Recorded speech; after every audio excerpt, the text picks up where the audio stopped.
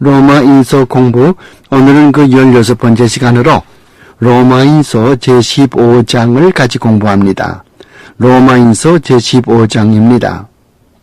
먼저 시간에 로마인서 제14장을 공부하면서 그리스도인의 양심의 자유에 대해서 많이 배웠습니다.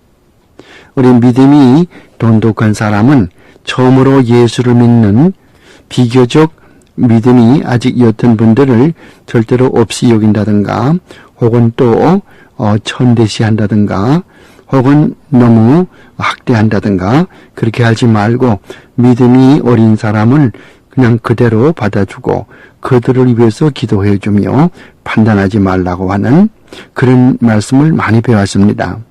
우리 자신이 마지막 판단자가 아니고 우리도 결국은 하나님 앞에 판단을 받을 자이기 때문에 우리가 완전하다면 남을 판단할 수 있지만은 우리도 불완전한 사람이고 또 내 위에는 하나님께서 나를 심판하실 분이기 때문에 믿음이 연약한 자를 판단하지 말라 그런 것을 공부를 했습니다.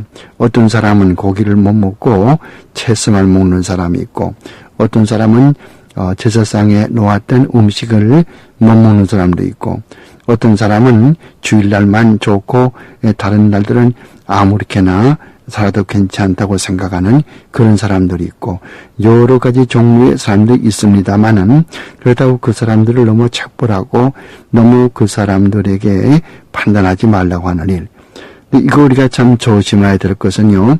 이것은 예수를 처음 믿는 사람, 아직 예수 믿은 지 얼마 되지 않아서 기독교의 교리를 잘 모르는 사람이 아직 실수할 때 그때를 두고 하는 이야기고 그분이 기독교 교리를 알고도 행치 아니하고 일부러 이렇게 주님의 말씀을 빗나간다면 그것은 또 다른 경우죠. 그때는 우리가 마땅히 그분들을 착벌하고 또 권징해야 되겠죠. 그러면 교회에 왜 권징이 있습니까? 참다운 교회에 세 가지 특징이 있다고 그랬죠. 세 가지 특징이 있어야 그 교회는 참교회입니다. 그 세 가지 특징이란 말씀이 바로 선포돼야 되고 다른 이단 교파들도 말씀을 전합니다. 그들 나름대로 설교가 있습니다. 그러나 바로 전하지 않죠. 바로 전한다는 말은 성경대로 전한다는 말이고 역사적인 신앙 고백서에 의거해서 말씀을 전한다 그 말이거든요. 그렇게 하지 않죠. 그분들은 자기들이 좋아하는 성경 구절을 뽑아가지고 그들의 지도자들이 그것을 제멋대로 해석해서 그것을 모든 교인들에게 한꺼번에 공부하도록 하거든요. 이것이 이단들의 특성입니다. 그러므로 이렇게 되면은 잘못된 것이죠. 그래서 말씀을 바로 전하는 그것이 참다운 교회의 첫째 번 그런 특징이 되는 거고 두 번째는 또 성례식. 우리 개신교의 성례식은 두 가지죠. 성경적인 성례식은 두 가지입니다. 그것은 성찬 예식과 세례 예식입니다. 세례와 성찬이 두 가지는 성경에서 가르치는 성례식이죠. 물론 천주교에서는 또 7가지를 말합니다마는 그것은 또 그 다음에 언제 시간 있으면 다시 또 그 천주교 교리에 대해서 말할 때가 있겠습니다마는 우선 성경적인 또 개신교에서 주장하는 이 두 가지 이 성례는 세례와 성찬이다. 이것을 바로 행한단 말이죠. 어떤 분들은 성례에서 성찬식이고 세례식이 있지만은 말씀이 도무지 없거든요.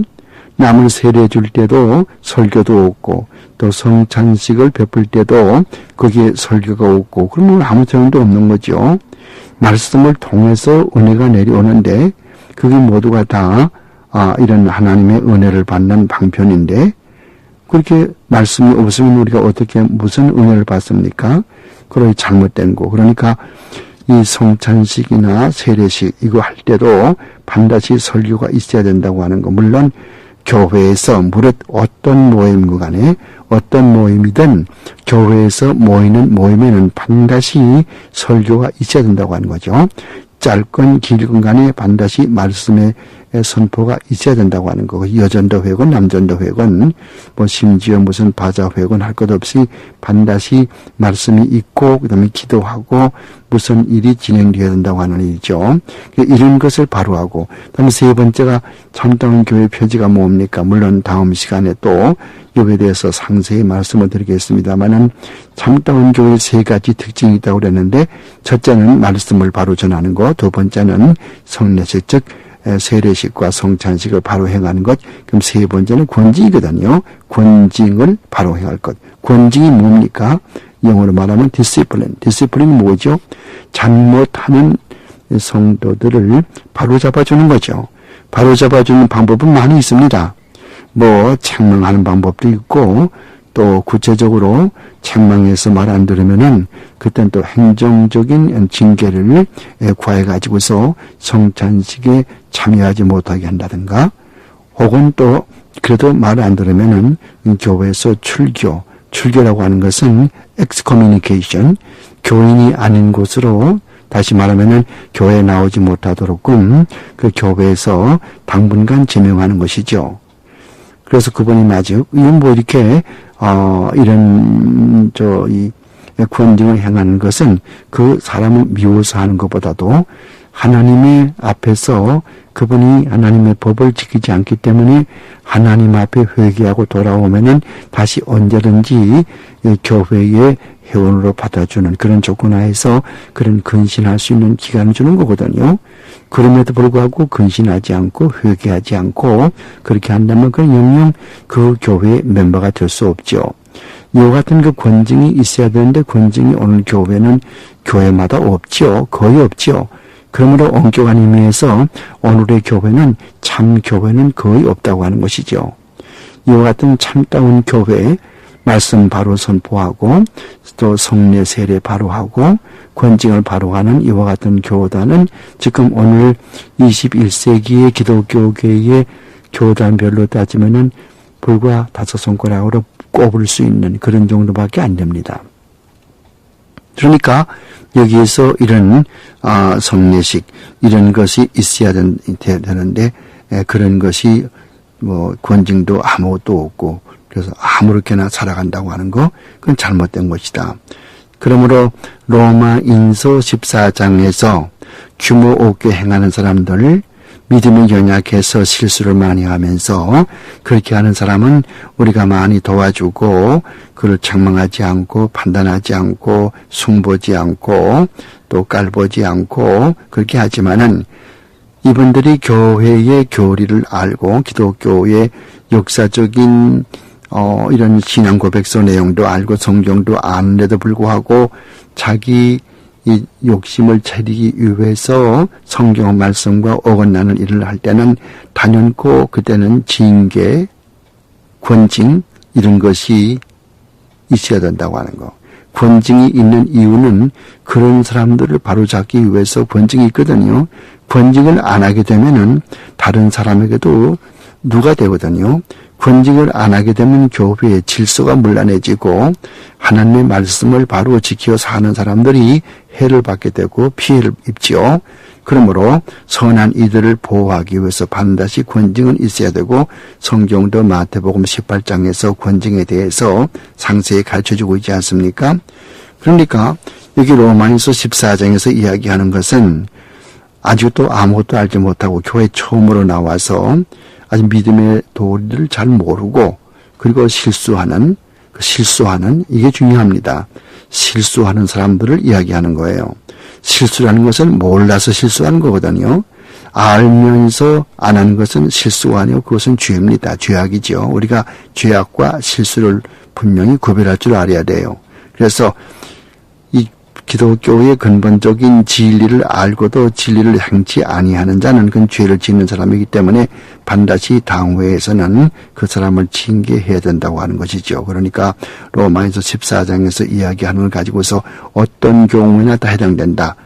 교회에서 사람들이 어떻게 행하건 어떻게 믿건 관계가 없다. 무조건 판단하지 말고 무조건 그 사람들을 책망하지 말고 그냥 내버려둬. 그건 아니란 말이에요. 그건 절대 아닙니다. 그것은 성경에 크게 위반되는 것이고 또 웨스트민스터 신앙고백서도 위배되는 것이고 반드시 이 교회에서는 잘못하면은 징계를 받아야 되는 것이죠. 그런 거를 공부를 하면서 그 다음에 로마인서 우리 오늘 15장 공부하는 거거든요. 이 로마인서 15장은 13절까지는 14장의 계속입니다. 14장의 그 내용을 계속해서 설명하는 것이 로마인서 15장 13절까지라고 말이에요. 그러면 왜 로마인서 14장을 좀 더 끌고 나가서 로마인서 15장 13절에 가서 동그라미를 치고 거기서 15장을 끝냈으면 좋을 텐데 어째서 우리 로마인서 14장은 어떤 것이라도 믿음으로 행치 아니하는 모든 것이 죄라고 거기서 끝났을까? 이런 의문이 생기죠. 그런 의문에 대해서는 우리가 그런 설명을 알아볼 수 있어요. 어떤 설명인가 하면은 여러분들 맨 처음에 이 성경이 기록될 때 기원 1세기죠. 신약 성경 기록될 때에 맨 처음 기록될 때는 뭐 대문자 소문자를 구별한 것도 아니고 또 어디 뭐 감마 찍을 때 그거 구별한 것도 아니고 맨 끝에 가서 피리어드 이렇게 점 찍은 거 그거 구별한 것도 아니고 처음서부터 끝까지 대문자로만 계속해서 나갔습니다. 이 대문자를 신학적인 용어로는 uncial이라고 그래요. uncial, U-N-C-I-A-L, U-N-C-I-A-L, uncial이라고 그래요. 그러니까 uncial로 쭉 해서 나갔거든요. 여러분들 아마 테이블 들으신 분 가운데 뭐 신학생이나 또 목사님이 아니신 분들, 평신도들은 아마 잘 모르겠습니다만은 헬라어도 대문자와 소문자가 있습니다. 그래서 영어 문장 지을 때에 맨 첫 글자는 항상 대문자로 쓰지 않습니까? 그 맨 끝에 가서는 점을 찍지 않습니까? 또 퀘스천 마크를 붙인다든가 그게 되죠. 마찬가지로 헬라 말에도 그런 컴마가 있고 퀘스천 마크가 있고 헬라 말의 퀘스천 마크는 두 점을 찍습니다. 우리말로 말하면은 세미콜론이죠. 세미콜론. 위에 거는 점을 찍고 그 바로 밑에는 컴마를 찍는. 그래서 위에는 점, 밑에는 컴마. 그 두 개를 합해가지고 그런 모양을 우리가 세미콜론이라고 그래요. 세미콜론. 만약에 점이 위에 하나 있고 바로 그 밑에 또 점이 또 하나 있으면 이것은 두 점이 나란히 위아래로 있으면은 이것은 콜론이라고 말하고 콜론이라는 말은 즉 그 뜻이고요. 세미콜론 그러면은 위에 거는 점이고 밑에 거는 감마인데 요거 둘이 합해가지고 두 점이지만은 밑에 거는 감마. 이럴 때는 앞에 말과 뒤에 말을 잠시 끊어버리는 그런 뜻을 가지고 있지 않습니까? 그런데 이 헬라 말에서는 이 세미콜론 위에 점을 찍고 밑에 칸마를 찍은 나란히 아래 위로 찍은 이런 세미콜론은 항상 퀘스천 마크의 대용품으로 쓰고 있어요. 그러니까 헬라 말에서는 퀘스천 마크를 쓸 때는 반드시 이 세미콜론을 씁니다. 그래서 아가파스메이 예를 들면은 아가파스메이 우리가 요한복음 21장 보면 네가 나를 사랑하느냐 이렇게 주님이 베드로에게 물어봤죠. 아가파스메 그럴 적에도 메 다음에는 세미콜론이 붙어 있죠. 그것은 헬라 말로 내가 나를 사랑하느냐 그리고 퀘스천 마크를 대용하는 것이 세미콜론이고 이런 것들이 이제 있어야 되는데 기본 1세기 2세기 3세기 우리가 지금 가지고 있는 사본 제일 오래된 거는 기원 4세기 거거든요.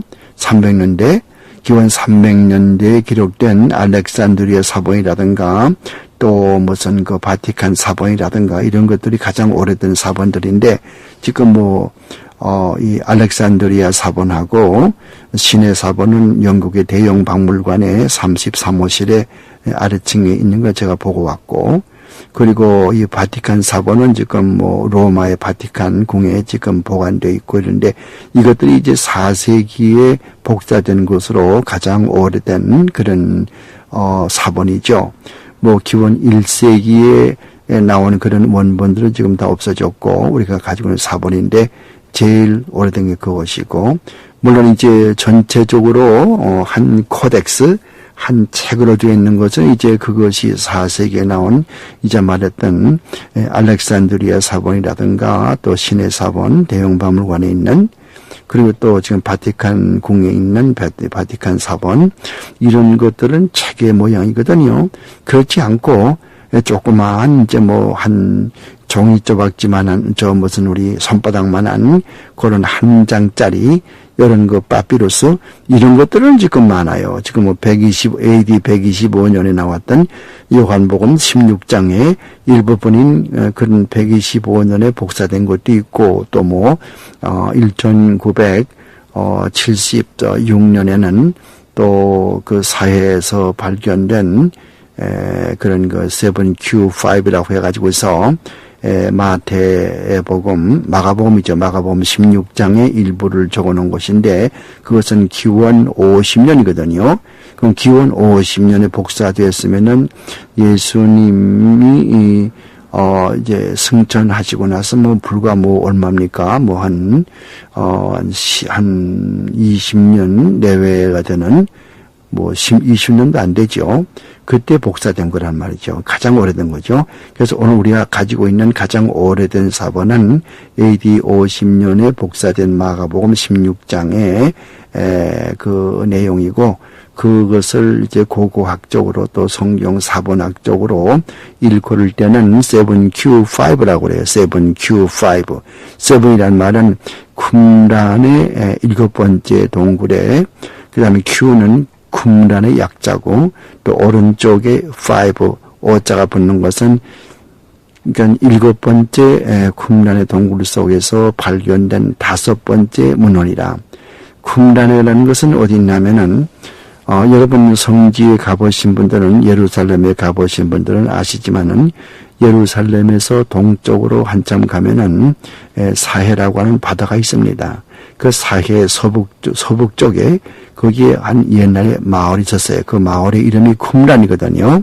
쿰란은 어떤 사람이 살았나 하면은 제사장들, 그 당시 예루살렘의 제사장들이 다 썩었고 다 부패했고 돈을 좋아하고 관직을 팔고 그렇게 한 것을 싫어해서, 그 제사장들을 싫어해서 그게 따로 나와가지고 다시 메시아가 오시는 것을 기다리면서 광야에서 그렇게 살았습니다.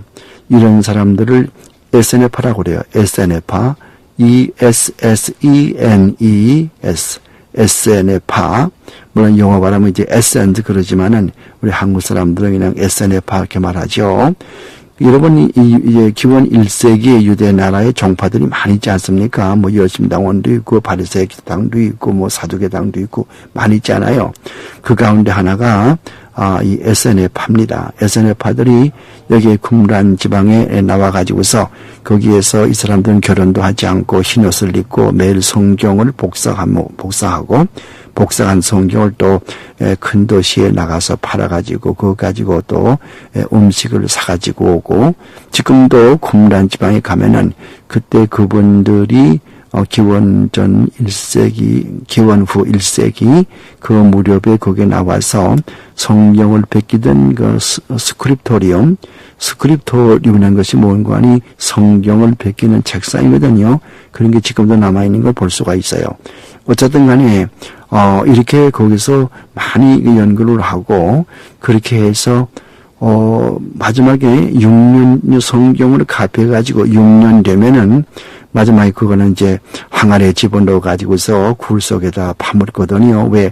다른 사람이 그 성경책을 보고 잘못 뺏기면은 하나님의 말씀이 또 잘못 와전되기 때문에 벌써 6년만 되면은 글씨가 다 희미해져 가지고 못 보게 되거든요. 그래서 그때는 이제 어떤 사본이 6년만 되면은 한 사람이 그것을 다른 사람에게 쭉 한 대여섯 명 앉혀놓고 다 불러주고 다른 사람들 그걸 받아쓰고 그래서 복사해가지고 그 이제 낡은 그 성경 사본은 항아리 속에 집어넣어서 땅 속에 묻든가 아니면은 또 불태워 없애버리든가 그렇게 했습니다. 그래서 이제 그렇게 해서 6년 이상 된 그런 성경을 좀 쉬운 말 말하면 이제 장사 지내는 거죠. 그래서 항아리에다 집어넣어서 땅속에 묻었었는데 그것이 이제 발견된 거예요. 그래서 그 어떤 목동이 양이 그 굴 속에 들어가니까 그 양을 나오라고 이제 돌을 그 굴 속에다 던졌더니 그것은 뭐 깨진 소리가 났거든요. 뭐 쨍그리라고 깨진단 말이에요. 그래서 그 목동이 그 들어가 보았더니 거기에서 이제 나온 그런 그 사본들이 뭐 이사야 사본도 있고 뭐 신명기 사본도 있고 하박국 사본도 있고 또 여기에 마가복음 사본도 있고 이렇게 된 거죠. 그래서 그 동굴이 많이 있어요. 그 쿰란 지방에. 근데 그게 5번째 동굴에서 나온 7번째 문헌이 7Q5. 그것이 아까 말했지만은 마가복음 16장의 일부가 적혀 있는 조그만 손바닥만한 그런 이 사본이라고 하는 거. 그 제일 지금 우리가 가지고 있는 세상에 알려진 가장 오래된 사본이라고 하는 거.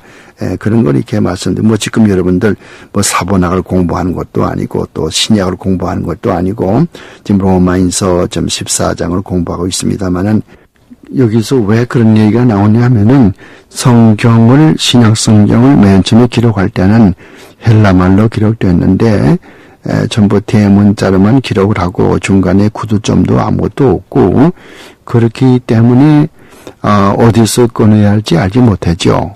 이것을 이제 너무 연구를 하다 보니까 이거 어디서 꺼내야 할지 모르겠다. 이것을 전문적으로 연구를 해서 여기서 여기까지는 1장으로 하고 다음부터 2장, 그다음에 3장, 4장 이렇게 끊어보자. 그래가지고 신약 성경을 오늘에 우리가 가지고 있는 그런 성경으로 장과 절을 끊어놓은 사람이 있어요. 그게 누구냐면은 프랑스의 천주교를 믿다가서 개신교로 개종한 로버트 에스티앙이라는 사람이에요. 로버트 에스티앙, E-S-T-I-E-N-N-E E-S-T-I-E-N-N-E 로버트 에스티앙 로버트 에스티앙 그렇게 말하기도 하고 또 이 사람 별명이 있어요. 그 별명이 스테파누스 S-T-E-P-H-A-N-U-S 스테파누스 에스티앙 이렇게 말하기도 하고 프랑스 발음이기 때문에 에스티안 이렇게 말하죠. E-S-T-I-E-N-N-E 이건 성이고 그 다음에 이름은 로버트 혹은 또 스테파누스 그러는데 이 사람은 1503년에서 1559년까지 56세를 살다 간 사람입니다만은 이분이 원래 이제 천주교를 믿다가 종교 교육 바람이 부으니까 성경을 많이 연구해 가지고 그다음에 이제 개신교로 이렇게 넘어왔어요. 그래서 1551년에 신약 성경을 자기가 생각해서 여기서 여기까지가 문맥이 통하니까 여기까지 1절로 하고 그 다음에 2절로 하고 3절로 그래서 장과 절을 끊어놓은 사람이 바로 이 로버트 에스티앙입니다. 1551년이고요. 그러니까 1551년 이전에는 성경이 모두가 다 대문자로만 쭉 기록되었고 뭐 어디서 끊는 것도 없고 뭐 1장, 2장, 3장 그런 구별도 없고 뭐 1절, 2절, 3절 그런 구별도 없고 신약 성경이 그렇기 때문에 이 로버트 에스티앙이 여기 로마인서 14장은 그 14장 거기에서 믿음으로 행치 않은 모든 것 죄다 거기서 14장으로 끊어버렸고 그 다음에 15장 또 뭐 여기서 우리가 가지고 있는 로마인서 15장대로 그렇게 시작되었고 그래서 그 사람이 끊은 대로 성경이 오늘까지 전달되어 오니까 우리는 그렇게 알 수밖에 없지 않습니까? 그러나 의미로 보면은 로마인서 15장 13절까지 가야 그것이 계속해야 의미가 통한다고 말이죠. 만약에 성경을 제가 연구를 해서 제가 끊었다면은 저는 로마인서 15장 13절에 가서 13절까지 거기까지가 로마인서 14장으로 그렇게 끊어놓고 그 다음에 로마인서 15장 14절 여기가 로마인서 15장 1절로 그렇게 만들고 싶습니다만은 뭐 이미 성경 이렇게 끊어졌으니까 또 다른 사람이 고치면 안 되죠. 로버트 에스티앙 그분의 이름을 이제 알아두시면 좋겠고요. 로버트 에스티앙, 스테파누스 에스티앙 이름을 꼭 알아두시면 좋겠습니다. 이 사람은 14살 때 전 구라파에 들어서가던 그 종교 교육을 보고서 후에 그 제네바로 가가지고 개혁주의를 공부하고 나중에는 개신교로 개종해서 많은 성경 연구에 공헌한 사람이라고 말씀을 드렸고요. 그처로 이제 칼빈의 책들을 많이 출판을 많이 했습니다.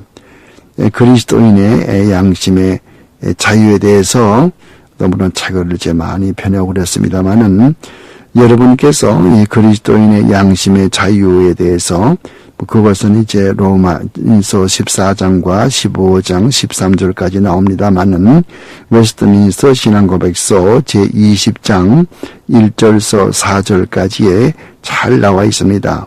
여러분 집에서 꼭 웨스트민스터 신앙고백서 꼭 읽으세요. 웨스트민스터 신앙고백서 읽지 않으면은 우리 믿는 도리를 바로 알기가 참 어려워요. 이 신앙고백서는 우리가 믿는 도리를 바로 정립해 놨기 때문에 여러분들이 이것만 읽으면은 우리 믿는 도리를 정통적으로 바로 알 수 있거든요. 그 웨스트민스터 신앙고백서는 이 책은 뭐 책방에서 살 수 있고요. 근데 그 신앙고백서 이제 20장 모두가 33장인데 그중에 20장 1절서 4절까지 읽어보면은 오늘 로마에서 14장과 15장 13절까지 내용을 잘 알 수가 있다고 말이죠. 그래서 뭐 좀 더 자세히 읽어보실 분은 웨스트민스터 신앙고백서 제20장 모두 다 읽어보면 좋습니다만은 1절서 4절까지만 읽어보시면 좋겠습니다. 다시 이제 사도 바울은 여기 로마인서 15장에서 기독교인의 양심을 계속 논하고 있는데요. 14장에서는 무엇이든지 믿음으로 하지 않으면은 확실히 성경적인 근거로 양심의 가책을 받지 않고 신앙으로 하지 않으면은 죄가 된다는 말을 말하고 있었습니다만은 15장 1절서 13절까지에서 바울이 말하려고 하는 것은 앞서 14장에서 말한 것을 다시 확인하는 그런 이제 투지요. 그래서 로마인서 15장 3절에 그리스도께서도 자기를 기쁘시게 하지 아니하였나니 또 이렇게 말씀을 했고, 그다음에 15장 7절 가서 보면은 그리스도께서 우리를 받아 하나님에게 영광을 돌림같이 너희도 서로 받으라라고 하셨단 말이죠. 그럼 무엇을 받으라는 말입니까? 여기서 받으라고 그랬는데 뭘 받으라는 말이에요? 악한 사람, 믿음이 악한 사람도 있고 약한 사람도 있는데 악한 사람이라도 맨 처음에는 다 믿음이 약하거든요. 그다음 점점 이제 많이 믿게 되면은 그다음에 그 악한 사람이 선하게 되고 그렇게 하죠. 우리도 모두가 다 예수 믿는 사람도 마음 가운데 악이 아주 남아있거든요. 우리가 하나님 앞에 의로워졌다 그럴 때에 완전히 우리 죄가 없어져가지고 천사같이 된 것이 아니고 아직까지 악한 것이 마음속에 있지만은 하나님께서는 예수 그리스도의 십자가의 보혈의 공로로 거기에 근거해서 우리의 믿음을 통해서 우리가 하나님 앞에 죄가 없다, 의롭다 그렇게 봐주시는 거거든요. 일반적으로요. 하나님께서 일방적으로 이렇게 봐주시는 것이기 때문에 우리가 죄가 완전히 없어진 것이 아니고 없어졌다고 하나님께서 인정해 준단 말이에요. 그것이 칭의 아닙니까? 그러니까 여기에 지금 로마인서 15장 1절 13절까지 말씀에서는 그걸 가르친단 말이에요. 그래서 악한 사람이라도 또 믿음이 약한 사람이라도 믿음이 약한 사람을 비판하지 말고 그들로 용인해서 형제애를 발휘하라. 그 이유는 그들도 그리스도께서 위하여 피 흘려 돌아가시고 또한 그들도 하나님의 교회의 성도들이기 때문에 또 한 가지 이유는 우리 모두가 다 각자가 스스로 하나님의 심판대 앞에 서야 되기 때문에 무슨 말인가 하면은 우리가 아직도 예수를 잘 몰라가지고 처음 믿는 사람이 이렇게 실수를 하게 되면은 이거 죄가 아니에요. 실수 말이에요. 고의적으로 죄진 사람 말고 실수하게 되면은 그 사람들을 판단할 수 없는 것이 나도 또 하나님 앞에 판단받을 사람이기 때문에 내가 남을 판단할 수 없다 그 뜻이거든요. 그러나 성경에서 우리가 악은 대적하라고 그랬고 또 에베소서 6장 거기 10절 말씀 이하에도 가서 보면은 우리가 이런 신앙의 무장을 해가지고 악을 대적하라고 그랬으니까 사탄을 대적해야 되니까 죄는 대적해야 되죠. 죄까지 우리가 그렇게 아무렇지도 않게 그렇게 대할 수는 없지 않습니까?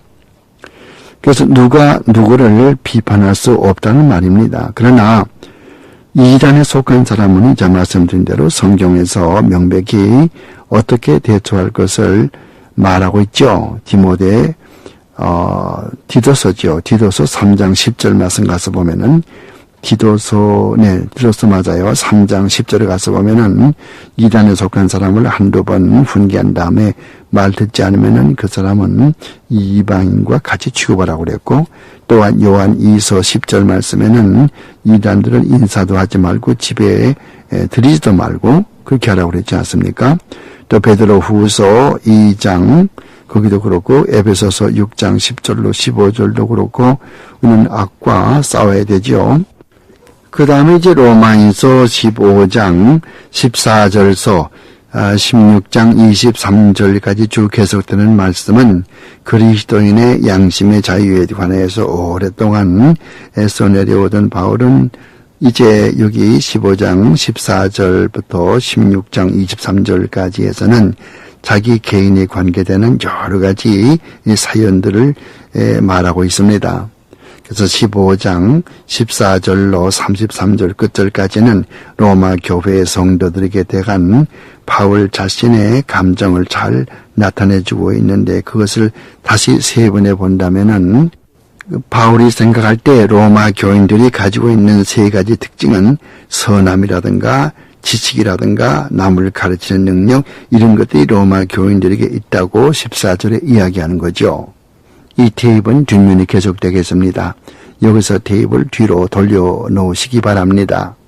앞서 로마인서 15장 14절서 끝절 33절까지에서 로마 교회 성도들에게 대한 바울 자신의 감정을 나타내준다고 그러면서 그 첫째가 로마 교회 교인들에게는 세 가지, 즉 선함과 지식과 남을 가르치는 능력이 있다고 사도 바울이 확신하는 그런 내용이 적혀 있고, 또 그 다음에는 바울은 그가 로마 교회에 편지를 쓰는 근거가 예수 그리스도의 사도된 군이라는 그런 것을 이야기해 주고 있고, 로마 교회 교인들이 이미 잘 알고 있는 진리를 다시 상기시키는 그런 목적을 가지고 있죠.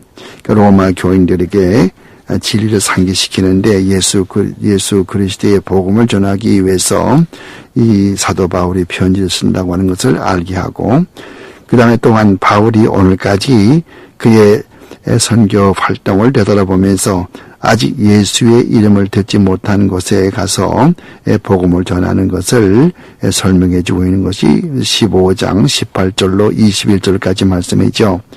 사도 바울은 이방인의 선교사거든요. 어디든지 복음을 듣지 못한 곳에 가서 복음을 전하는 것입니다. 바울이 늘 마음은 있었으나 아직까지 로마 교회를 방문하지 못했던 그런 이유가 여기 있다고 로마서 15장 22절로 23절까지 말씀에서 얘기하는데, 그것은 그동안에 바울이 여러 가지 전도하는 일로 그게 로마를 방문하지 못했다고 하는 것이죠. 그 다음에 바울의 계획은 스페인으로 가는 길에 로마 교회를 잠깐 방문할 예정이었지만은 무엇보다도 예루살렘에 있는 가난한 성도들을 위하여서 이방인들이 준 헌금을 전달해야 된다고 하는 것을 15장 24절서 29절까지 말씀을 해요.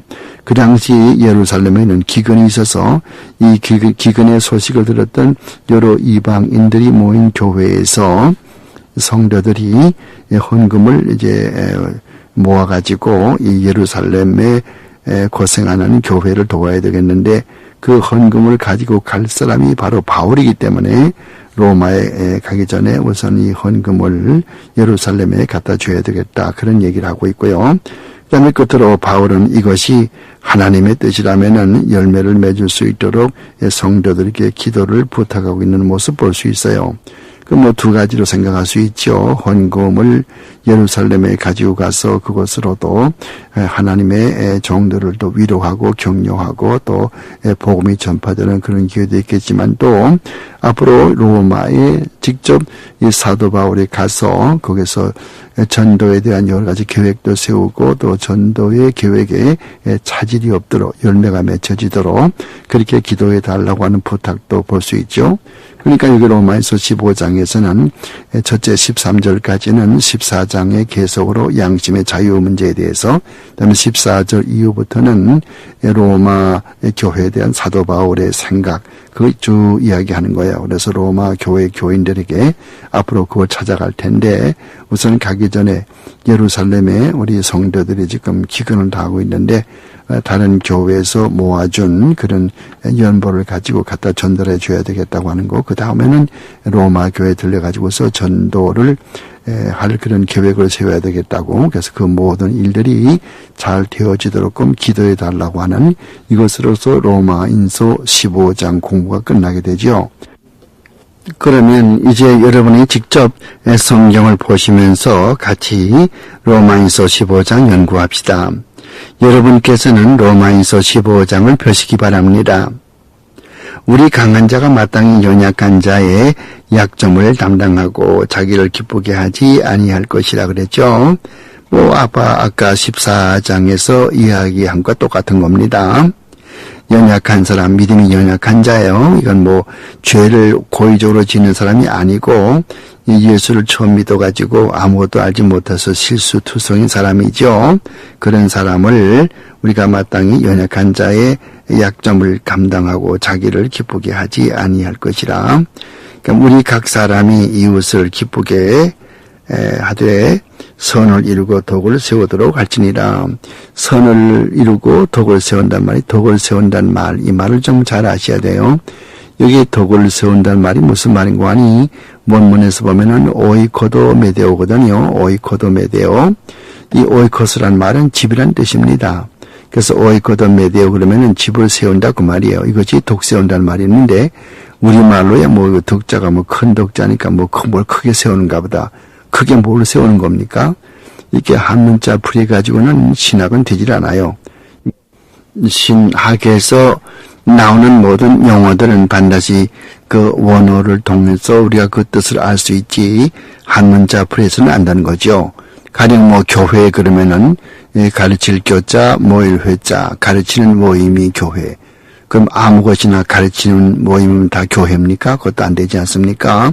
그렇게 하니까 여기서 덕을 세운다는 말은 오이코노 메데오, 이 말씀은 하나님의 집을 세운다.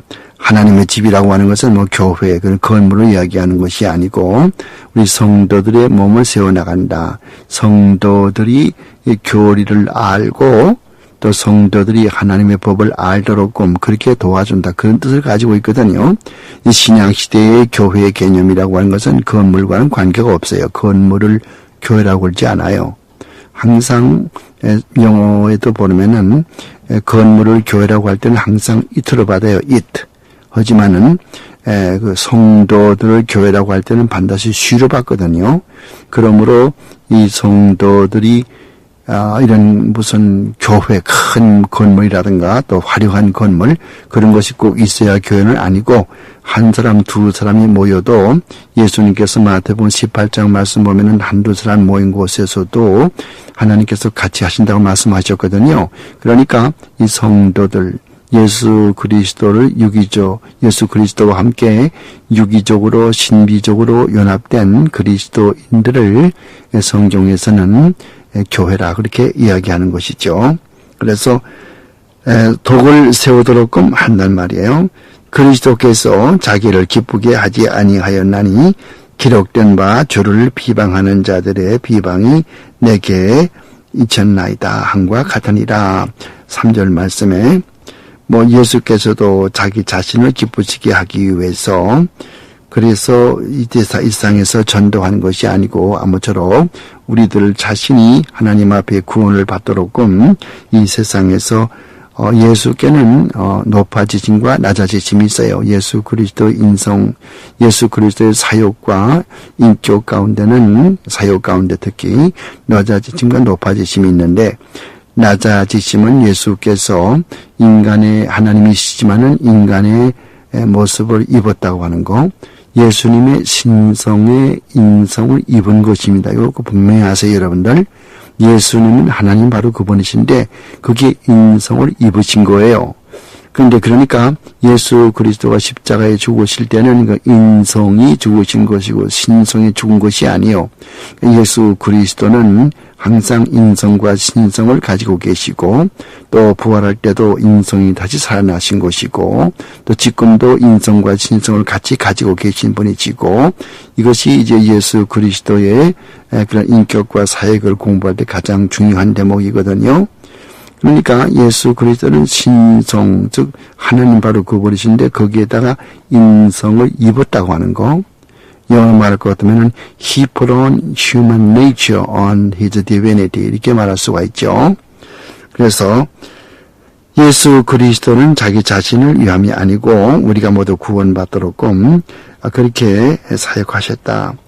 무엇이든지 전에 기록된 바 우리의 교훈을 위하여 기록된 것이니 그런 말씀이죠. 그러니까 구약 성경 기록된 건 모든 것, 물론 로마서 기록될 당시는 아직 신약 성경이 완성되지 않았거든요. 여기서 말하는 성경, 구약 성경이겠죠. 그러니까 구약 성경에 나오는 모든 이야기들은 누구를 위한 것입니까? 우리의 교훈을 위하여 기록된 것이니 그랬어요. 그러니까 우리가 성경 해석할 때에 구약은 배제해 놓고 신약만 가지고는 안 되죠. 구약에 있는 말씀도 결국 우리를 위해서 기록한 것이기 때문에요. 우리로 하여금 인내로 또는 성경의 안위로 소망을 가지게 함이니라 그랬어요. 이게 소망이라고 하는 단어 엘피스라고 하는 소망이라는 말도 원래 무슨 뜻인가 하니 보증수표, 이미 받아놓은 것이죠. 받아놓은 것을 소망이라고 그러지 희망이 아니에요. 우리가 보통 희망 그러면은 내일 비가 오지 않기를 희망한다 그러면은 내일은 비가 올 수도 있고 오지 않을 수도 있죠. 그런 희망이 아니고 여기에 소망을 이미 받아놓은 것을 이야기하는 거예요. 그래서 이런 그 소망을 가지게 함이라고 그랬어요. 이제 인내와 안위의 하나님이 너희로 그리스도 예수를 본받아서 서로 뜻이 같게 하여 주사 한 마음과 한 입으로 하나님과 우리 주 예수 그리스도의 아버지께 영광을 돌리게 하려 함이라.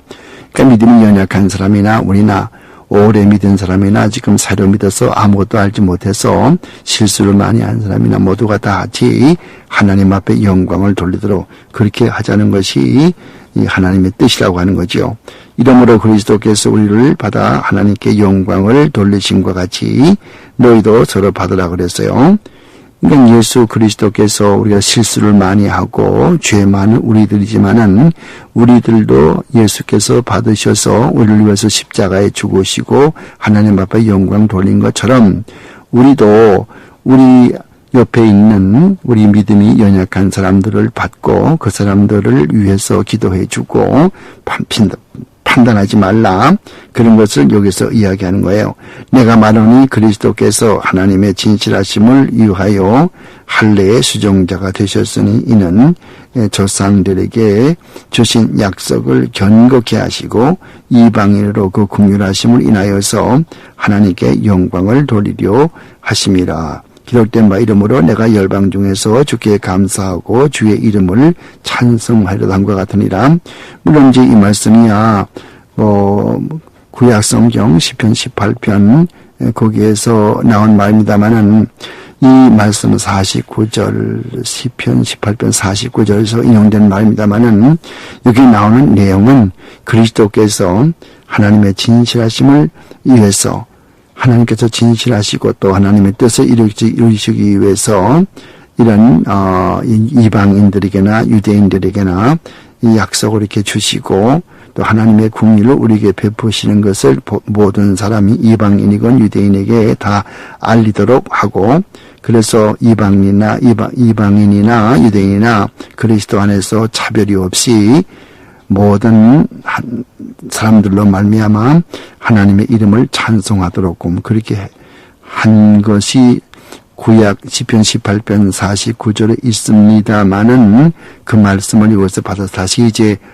다시 여기서 그런 인용을 하고 있지 않습니까?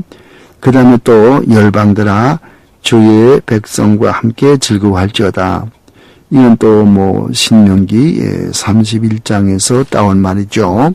이것도 마찬가지예요. 모든 열방들이 다 주 그리스도 앞에서 한 마음으로 구원을 얻는 것을 하나님 앞에 감사하고 또 찬송한다.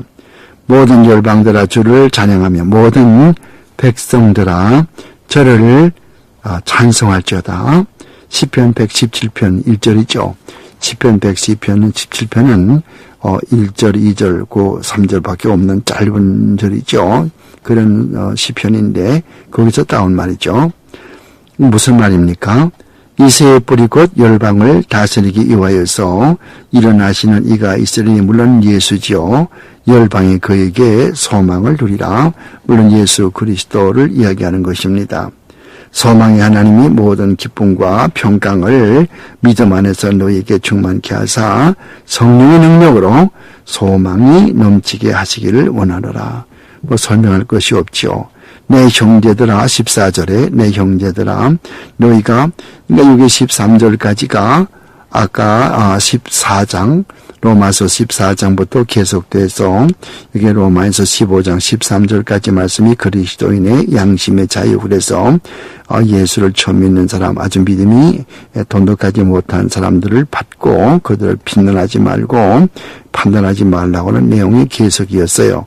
그 다음 이제 14절부터는 다른 서브젝트, 다른 그 주제를 말하고 있죠. 보세요. 14절 말씀. 자, 내 형제들아, 물론 로마 교회에 있는 형제들에게 말하는 것이죠. 너희가 스스로 선함이 가득하고 모든 지식이 사서 능히 서로 권하는 자임을 나도 확신하노라. 이건 지금 로마 교인들에게 이야기하는 건데 이 사도 바울이 알고 있기에는 로마에 있는 교인들은 뭐가 세 가지가 있다고 그랬어요? 그러니까 지식이 있고 또 선한 것이 있고 지식이 있고 또 그다음에 권하는 것. 이런 것들이 있다고 그랬거든요. 그래서 그러나 내가 너희로 다시 생각나게 하려고 하나님께 내게 주신 은혜를 인하여서 더욱더 담대히 대강 너희에게 썼으니 즉 예수 믿는 도리를 대강 여기 지금 15장까지 기록해 놨다고 말이에요. 이 은혜는 곧 나로 이방인을 위하여 그리스도 예수의 일꾼이 되어 하나님의 복음의 제사장 직무를 하게 하사 이방인을 제물로 드리는 그것이 성령 안에서 거룩하게 되어 받으심을 하게 하려 하심이라. 이것은 사도 바울이 자기가 이방인의 선교사가 돼서 이방인의 구원을 주로 사역을 담당한 사람이라고 하는 것을 로마 교인들에게 알리고 그분들에게 자기 자신을 소개하는 그런 내용이죠. 여러분 초대교회에는 두 기둥이 있죠. 하나는 바울과 또 하나는 베드로죠. 베드로는 할례당의 선교사죠. 할례당이라는 말은 유대인들이죠. 그러니까 유대인들의 선교사가 베드로고 무할례당, 즉 이방인들의 선교사가 바울이거든요. 그래서 바울은 여기서 이방인들의 선교에 대해서 그런 직책을 가지고서 성령 안에서 거룩하게 되어서 그들이 모두 하나님 앞에 바쳐지기를 원한다는 말씀을 하고 있어요. 그러므로 내가 그리스도 예수 안에서 하나님의 일에 대하여 자랑하는 것이 있거니와 그리스도께서 이방인들을 순종케 하기 위해서 나로 말미암아 말과 일이며 표적과 기사의 능력이며 성령의 능력으로 역사하신 것 외에는 내가 감히 말하지 아니하노라. 그러니까 여러 가지 전도를 많이 하고 그랬는데 사도 바울은 뭘 했습니까? 하나님의 말씀을 전하고 또 예수님 말씀대로 성경 말씀대로 따랐고 그 다음에 또 이적과 기사, 표적과 기사 이런 것들을 통해서 또 능력을 통해서 말씀을 오늘까지 전했죠. 이것을 우리가 참 조심할 것은 여기 성령의 그 능력과 저게 다 좋지만은 표적과 기사는 사도들에게 당분간 하나님께서 성경 기록할 동안에만 주셨던 보통 은혜가 아니고 특수 은사고 또 임시 은사라고 그래요. 임시 은사 혹은 또 특별 은사 그러는데 extraordinary gift라고 그러죠. 그분들에게 성경 기록될 때까지 그리고 교회가 완전히 자립할 때까지 임시로 주셨던 은사들이고 오늘의 이런 은사들은 없다고 하는 거죠. 오늘에는 보통 은사만 남아있죠. 보통 은사라고 하는 것은 글을 잘 쓴다든가 노래 잘한다든가 이런 거 하나님의 일을 하기에 충분한 그런 은사 그것이 있다고 말이죠. 그래서 여기에 바울은 하나님의 종으로서 복음 전하는 과정에서 표적과 기사 그것을 많이 했다는 것을 이야기하는 것이죠. 이 일로 인하여서 내가 예루살렘으로부터 두루 행하여서 일루리곤까지 그리스도의 복음을 편만하게 전하였노라.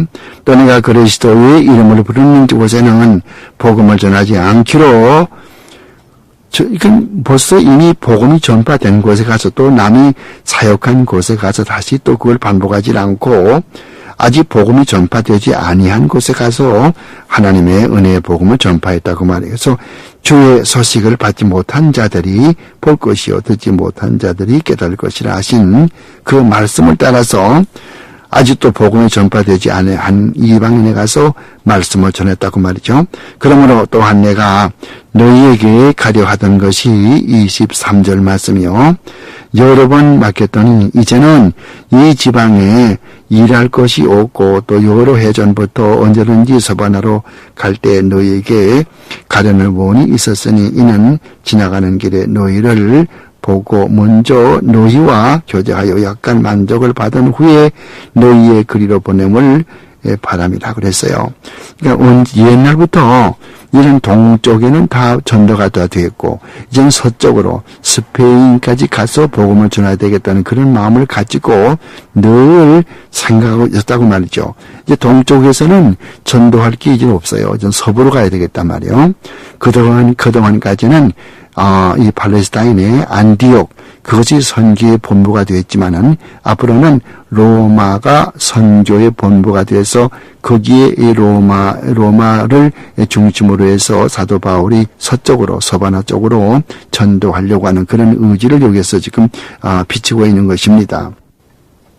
그렇기 때문에 여기서 하는 말이 그런 말씀 있잖아요. 24절 보니까 이는 지나가는 길에 너희를 보고 먼저 너희와 교제하여 약간 만족을 받은 후에 너희의 그리로 보냄을 바랍니다. 무슨 말인가 하니 로마에 가서 로마에서 나의 뜻을 로마 교인들에게 다 전하고 그래서 로마 사람들에게 전송을 받으면서 로마 사람들의 후원을 받으면서 쉽게 말하면은 재정적인 혹은 또 영적인 그런 훈련 이런 후원을 받으면서 스페인으로 나가서 복음을 전하면 좋겠다. 그것을 여기서 이야기하는 것이죠.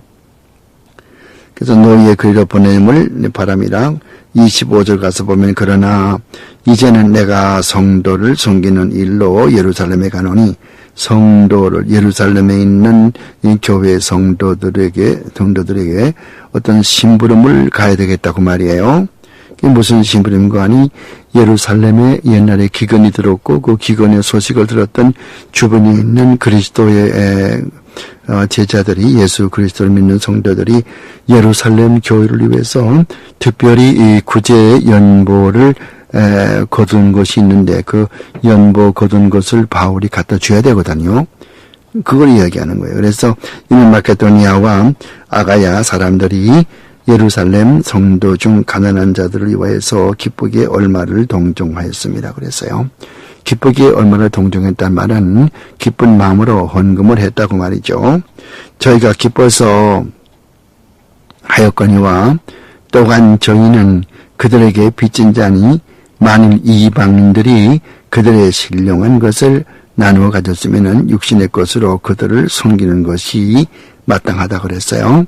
그러니까 신령한 것으로 서로 은혜 받고 예수 그리스도 안에서 이제 한 형제자매가 되었으면은 어디 육신적으로 어려움을 당할 때에 그 생활을 같이 도와주고 같이 서로 우는 자와 더불어 같이 울고 즐거워하는 자와 더불어 같이 즐거워하고 로마서 12장에 나오는 것처럼 그래서 육신적으로 고통을 받으면은 우리 성도들끼리는 서로 사랑을 베풀고 서로 도와주는 것이 옳다. 그것을 사도 바울이 여기에서 이야기하고 있습니다. 그래서 육신의 것으로 그들을 섬기는 것이 마땅하다고 그랬어요. 그러므로 내가 이 일을 마치고 이 열매를 저희에게 확증한 후에 너희에게로 지나서 서바나로 가리라 그랬어요. 그러니까 이 일을 다 끝나고 이 예루살렘에 가서 예루살렘 교회에 연보를 전달해 주고 나서 그 다음에 다시 스페인으로 가기 위해서 로마에 들리겠다. 그것을 바울이 로마 교인들에게 지금 전하고 있죠. 내가 너희에게 나갈 때에 그리스도의 충만한 축복을 가지고 갈 줄을 아노라. 하나님께서 내가 너희들에게 로마에게 찾아가면은 하나님께서 나의 여정을 축복하시고 또 나를 통해서 로마 교회가 축복받을 것을 원한다는 하나의 축복 기도입니다. 그래서 우리의 축복을 가지고 갈 줄을 아노라. 그 다음에 30절 말씀 가서 보면은 형제들아 내가 우리 주 예수 그리스도를 말미암고 성령의 사랑으로 말미암아 너희를 권하노니 너희 기도에 나와 힘을 같이하여 나를 위하여 하나님께 비로 나로 유대에 순종치 아니하는 자들에게서 구원을 받게 하고 또 예루살렘에 대한 나의 섬기는 일을 성도들이 받음직하게 하고 나로 하나님의 뜻을 쫓아 기쁨으로 너희에게 나아가 너희와 함께 편히 쉬게 하라. 그렇게 말씀을 했죠. 상당히 긴 문장입니다만은 여기에 여러 가지 사도 바울의 기도 요청이 있어요. 첫째는 뭡니까? 이게 보니까 같이 기도해달라고 말이에요. 성령의 사랑으로 말미암아 너희에게 권하노니 너의 기도에 나와 힘을 같이하여. 이 말은 무슨 말인가 하니 서로 같이 기도하자고 말이에요. 여러분의 기도를 원한다고 말이에요. 나를 위해서 기도해 주시오. 이렇게 사도 바울이 말하는 것이죠. 나로 유대에 나와 힘을 같이하여 나를 위하여서 하나님께 기도하여 그 다음에 그 31절 가서 보세요. 나로 유대에 순종치 아니하는 자들에게서 구원을 받게 하고 다른 사람이 구원을 받지 못한 사람들, 유대 민족들, 그 사람들에게서 그 사람들이 예수 믿어서 구원을 받게 하고 또 구원을 받도록끔 그분들이 다 구원을 받도록끔 내게 능력이 있게 해달라고 말이에요. 물론 사도 바울 자신이 구원을 하는 것은 아닙니다. 그렇지만은 사도 바울이 하나님께서 주신 능력대로 그들에게 말씀을 전해서 그들이 결국은 예수를 믿어 구원 받도록끔 나에게 그에게 능력을 달라고 바울이 능력을 가지도록끔 그렇게 기도해 달라고 하는 것이죠. 그래서 구원을 받게 하고 또 예루살렘에 대한 나의 섬기는 일을 성도들이 받음직하게 하고 또 예루살렘에 이제 앞으로 가서 거기도 복음 전하고 또 이 연보도 전해야 되겠지만은 거기서 하는 일들이 하나님 보시기에 합당하게 하고 그 말이죠. 이거 참 중요한 거예요. 우리 성도들은 모든 일을 할 때 반드시 하나님께 합당해야 되거든요. 아무리 훌륭한 일을 많이 하고 교회에서 뭐 일을 많이 한다 하더라도 하나님께 합당하지 못하면 하나님이 받으시기에 합당하지 못한다면 즉 하나님의 뜻에 어긋난다면 그거 소용없거든요. 뭐 우리가 전도할 때 또 무슨 큰 부흥회 할 때 보면 여러 가지를 떠들썩하고 하지만은 그것이 진정 복음적인가, 진정 진리에 맞는 말인가, 성경적인 진리에 맞나, 성경적인 진리에 맞을 때에 하나님 앞에 연락되고 하나님 앞에 그것이 바쳐지는 것이지 성경 진리에 안 맞으면은 성경은 하나님의 말씀이고 하나님의 뜻이기 때문에 하나님의 뜻에 맞지 않는 것은 하나님 앞에 연락이 안 되겠죠. 그럼 여기서 이야기하는 하나님 앞에 받음직하지 못하겠죠. 그거 참 중요한 문제거든요. 우리 교역자들이나 신학생들이나 또 이 테이블 들으시는 일반 성도님께서 분명히 아셔야 돼요. 우리가 어떤 교회를 봉사하는 일이라든가 어떤 전도하는 일이라든가 모든 것이 하나님이 받음직한가, 하나님께서 받으시겠는가, 그게 매우 중요한 것입니다. 그래서 우리가 모든 것을 할 때에 반드시 죽게 하듯 하고 그런 말씀이 고린도 골로새서 그런 말씀이 있죠. 여러분 그 골로새서에 펴서 볼 것 같으면은 우리가 하나님 앞에 할 때 반드시 하나님께서 그것을 받으실 만한 것인가 아닌가 그걸 분명히 알라고 그랬어요. 그래서 그것이 안 될 것 같으면은 안 되는 거 아니겠습니까? 반드시 이게 보세요. 골로새서 3장에 그런 말 있잖아요. 골로새서 3장 22절부터 문맥을 잡기 위해서 읽겠습니다. 골로새 3장 22절부터 종들아 모든 일에 육신의 상전들에게 순종하되 사람을 기쁘게 하는 자와 같이 눈가림만 하지 말고 오직 주를 두려워하여 성실한 마음으로 하라. 그 다음 보세요. 23절 무슨 일을 하든지 마음을 다하여 죽게 하듯 하고 사람에게 하듯 하지 말라 그랬거든요. 이런 것이 참 우리에게 중요한 것입니다. 그래서 여기에서 보면은 예루살렘에 가서 하는 이 사역이라든가 앞으로 로마에 가서 모든 전도 계획을 세우는 모든 일, 앞으로 전도하는 일, 이 모든 일들이 하나님이 받으시기에 합당하게 해달라고 이렇게 기도해라란 말이에요. 나로 하나님의 뜻을 쫓아서 기쁨으로 너희에게 나아가게 해달란 말이죠. 이 사도 바울의 신앙을 좀 보세요. 항상 하나님 중심이거든요. 이 칼빈주의 또 개혁주의 성경적인 그런 신앙은 항상 하나님 중심이지 인간 중심이 아니에요. 사람한테 무슨 큰 칭찬을 받고 사람에게 영광을 받고 그게 아니라 하나님 앞에 영광을 돌리고 하나님께 칭찬을 받고 이것이 참다운 성도들이 할 일이거든요. 여기 로마인서 15장 32절에서 사도 바울의 이 로마 사람들을 향한 그런 말씀을 통해서 사도 바울의 신앙 인격을 배워야 돼요.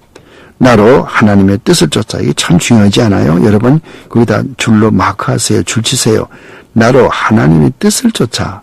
내 뜻이 아니요. 하나님의 뜻을 쫓아서 기쁨으로 너희에게 나아가. 하나님의 사역하는 것은 기쁜 마음으로 해야 되죠. 기쁜 마음으로. 마지못해 하는 것이 무슨 은혜가 되겠어요. 기쁜 마음으로 뜻을 쫓아 기쁨으로 너희에게 나아가 너희와 함께 편히 쉬게 하라고 그랬어요. 왜 편히 쉰단 말이 가슴은 놀기만 하겠습니까? 복음을 전하겠지요.